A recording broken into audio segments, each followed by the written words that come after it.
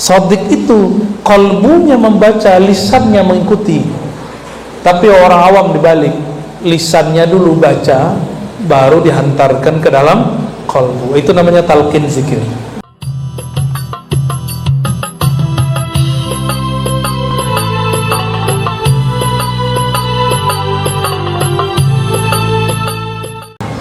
Maka zikir ini ada 3 tingkatannya. Ayat tadi, zikir menyebut dengan lisan, munafik juga bisa. Handphone lebih dahsyat. YouTube kita itu puterlah, ada zikir subhanallah wa bihamdi surah azim 1 jam non-stop. Ada nggak? Ya, zikir lafaz Allah Allah Allah 1 jam non-stop, nggak capek dia. Ya, sholawat hadiah, sholawat tafrijiyah, macam-macam. Ada sholawat hadiah tuh 3 jam. Nggak pernah capek di YouTube. Paling habis apa? Datanya habis. Itulah bedanya. Data bisa habis kalau handphone.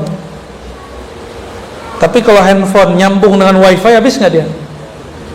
Tinggal wifi-nya setor, ya. Bayar tiap bulan. Bener? Paham? Ini cuma ilustrasi. Kalau smart kolbu ini sama dengan smartphone, bisa kehabisan data dia. Paham nggak maksudnya? Kehabisan kondisi. Maka kita butuh bergabung, bergaul, berkelompok dengan orang-orang sesama ahli zikir. Disebut majelis zikir. Inilah kalam baginda Rasulullah SAW. Idza marartum bi riyadil jannah. Jika engkau melewati tempat-tempat wifi kolbu bernama Riyadul Jannah, taman-taman surgawi, fartau, maka isilah pulsa kolbu, isilah kekuatan kolbu. Itu yang disebut fartau, petiklah. Jangan cuma nonton doang. Ini sudah hadir malam ini kok orang nangis sih? Mulai pikirkan, kok nangis? Lo depan kok nangis? Kapan dia mikir? Kapan dia zikir? Akhirnya hanya memikirkan orang. Boleh kalau zikir samping kayaknya lebih bid'ah nih. Ya. Jadi sibuk memikirkan orang. Inilah hijabnya kolbu. Jadi kalau ada orang bertanya, apa yang membuat kolbu kita tidak mampu menikmati zikrullah? Karena banyak fikiran kepada selain yang dizikirkan. Ayatnya menyebutkan wa kunu ma'as shadiqin, bersamalah engkau dengan orang-orang yang shadiq. Shadiq itu kalbunya membaca, lisannya mengikuti. Tapi orang awam dibalik, lisannya dulu baca, baru dihantarkan ke dalam kalbu. Itu namanya talqin zikir. Dibimbing dari lisan masuk ke dalam kalbu. Apa namanya? Talqin. Jadi talqin itu bukan baca la ilaha illallah, bukan begitu. Itu namanya mendikte orang. Talqin itu ada keinginan dari orang itu, ada ketulusan dari guru, dibimbinglah dia, disuapkan nama Allah ke dalam kalbunya satu-satu. Selevel sahabat Nabi Ubadah ibn Samit, Ali bin Abi Thalib, Abu Bakar Siddiq, itu sahabat-sahabat masih ditalqin Nabi Muhammad SAW. Kok ada orang ngomong hari ini nggak usah talqin, zikir aja. Dia baru lahir di dunia ditalqin dengan azan, itu talqin itu, Pak. Saya kemudian ketemulah jawabannya. Kenapa ada orang dimasukkan kubur diazankan? Ternyata itu bagian dari talqin. Karena tidak ada azan kan? Nggak ada kan contohnya azan di kubur kan nggak ada.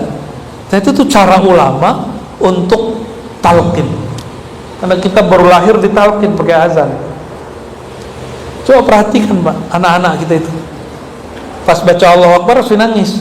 Baca asyhadu alla ilaha illallah, mulai suaranya mengecil. Disebut nama baginda Rasulullah, asyhadu anna Muhammadar Rasul, biasanya diam dia. Coba cek, saya udah punya anak 3 dan saya menyaksikan itu. Lupa ya, jangan-jangan anaknya lahir lagi di luar kota ya. Sibuk bener. Alhamdulillah Allah izinkan saya menemani ya, istri saya melahirkan terus. Kalau kita kan nggak melahirkan Pak, kita asbab aja ya. Enak aja. Kenapa dibacakan azan? Ternyata sang jabang bayi dulu janin di dalam rahim ibunya itu rahim. Rasulullah itu rahim, sedangkan perempuan rahim, ya-nya hilang karena ya-nya itu sudah ada pada diri ibunya.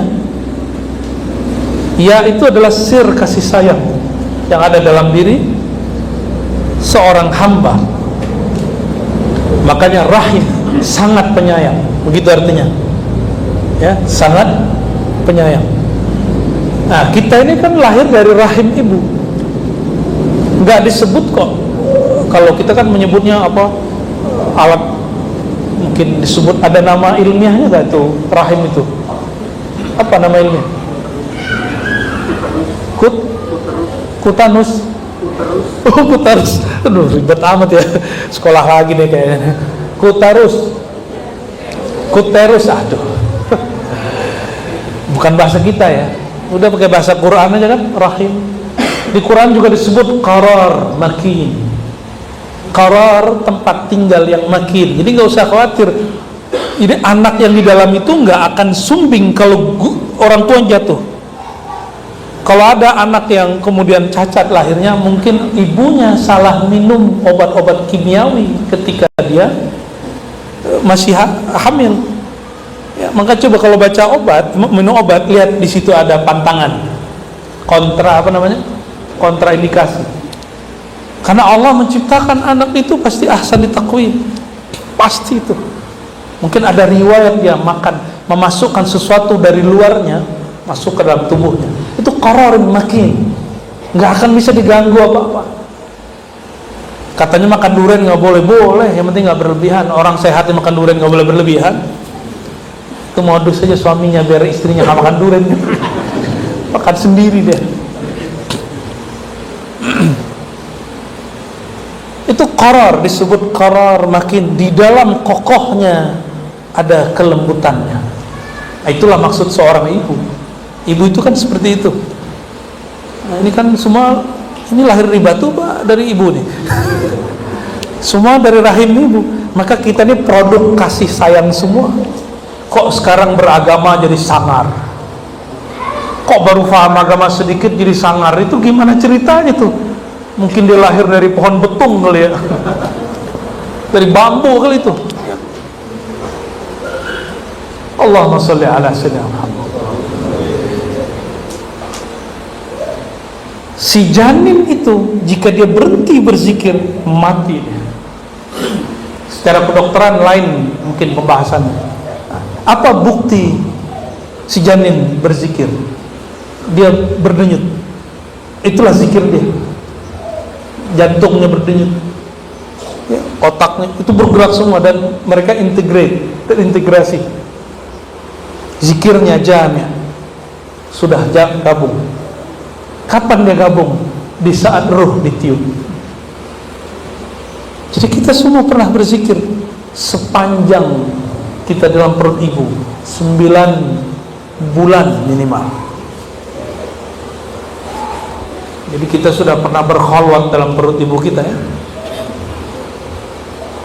Maka kita, dan sendiri, gak sama yang lain kan, kecuali yang kembar, tetap aja sendiri dia. Dan dalam ilmu tasawuf ada namanya ilmu huruf. Alam semesta ini sebenarnya huruf. Jika dirangkai jadi kata, ya, Bapak ngangguk itu huruf. Huruf paham namanya. Ya. Iya. Ada yang lagi geleng-geleng kan? La. Itu huruf semua itu. Itu huruf. Ini bukan halu. Bahkan dalam ilmu filsafat modern ada namanya hermeneutik. Hermeneutik itu bukan ilmu yang perlu kita ikuti, tapi saya sekedar sharing aja. Bahwa ada namanya kata-kata tapi tidak berhuruf. Orang demo walaupun gak bawa tulisan itu sudah sebuah kata-kata, sebuah teks. Jadi teks itu ada yang maktub, mastur, ada yang ghair maktub.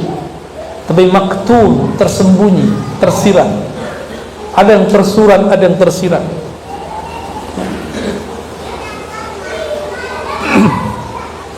Dalam ilmu kerohanian, ketika bayi di dalam perut ibu, tubuhnya seperti huruf mim, ha, mim, dal. Itu bukan cocok, hakikat ini benar. Kalau Ar-Razi nggak berani cocok logi, kita boleh kita sebutkan. Makanya nanti kalau ada orang antara umat manusia yang disiksa di neraka, pasti tubuhnya dirubah dulu, dibongkokin dulu, mukanya dirubah dulu, karena itu tubuh berhurufkan mim ha mim dal. Allah tidak mungkin menyiksa orang yang ada nama mim ha mim dal. Ada sebuah riwayat, tapi riwayat ini tidak sahih. Namun ulama mengatakan secara bab hakikat ini benar. Allah tidak akan menyiksa, menurunkan bala di rumah fihi ismu Muhammad Ahmad. Allah tidak akan menurunkan bala bencana di rumah yang ada rahasia sir nama Muhammad sallallahu alaihi wasallam. Kenapa? Itu bala kan yang bawa malaikat. Ada malaikat pembawa bala. Malaikat punya ruh. Passwordnya kerja nama Nabi Muhammad sallallahu alaihi wasallam. Jika dia mau kirim ada nama Nabi di situ, nggak berani dia menghantarkan ke sana sallallahu alaihi wasallam.